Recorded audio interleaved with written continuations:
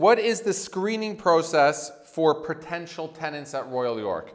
We have a two-step screening process at Royal York.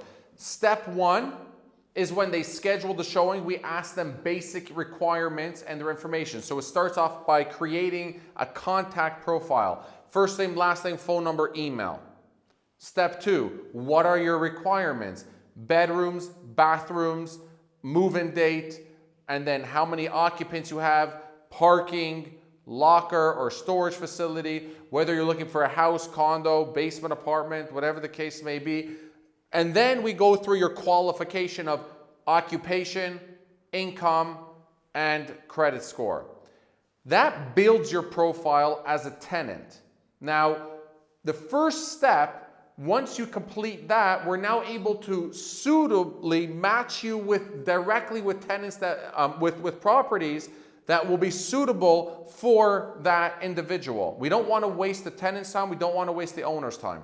Once the tenant goes to the property and they're interested in the property, they will put in a rental application agreement where they're actually agreeing to terms and conditions based upon what is in the rental application. For example, if they mention in the rental application that there's two individuals, their combined income is $50,000 each of them, so that means their combined income would be $100,000.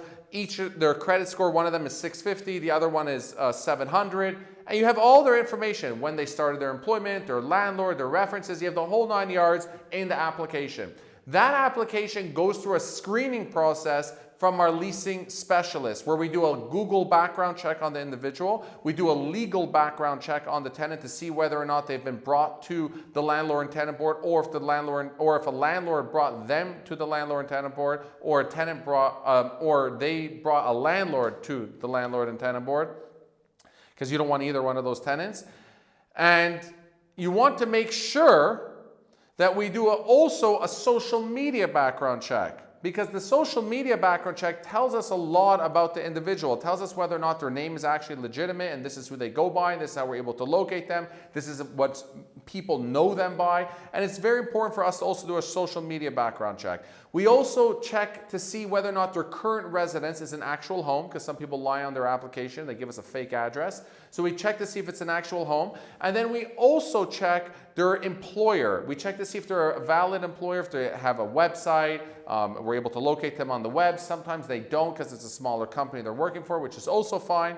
But we want to be able to verify their manager or their HR by checking them out on LinkedIn, calling them, contacting them, and we verify them that way. So that's the second step of verification. The third step that goes through, once the offer to lease agreement has been finalized and approved, the tenant has 72 hours to provide us 2 pieces of government ID. We pull their credit report in-house. We do another more in-depth legal background check on the tenants. From a financial aspect, we do request their employment letter. We also verify that employment letter with an email, so it's in writing. And then we also request 3 pay stubs and the last 3 months of their bank statements and copy ownership of their vehicle. So we do a very, very thorough background check on all the tenants, and of course all of the documentation except the bank statements. We're unable to share that for obvious confidential reasons with the landlord, but we do ensure that we share all the other documents from government ID, credit report, legal background check, employment letter, reference letters from the employer that it was verified, from their personal references, from their landlord as well, and of course also their pay stubs we share with you as a landlord. So you are able to make a proper and an educated decision on whether or not you're going to accept these tenants into your property or not.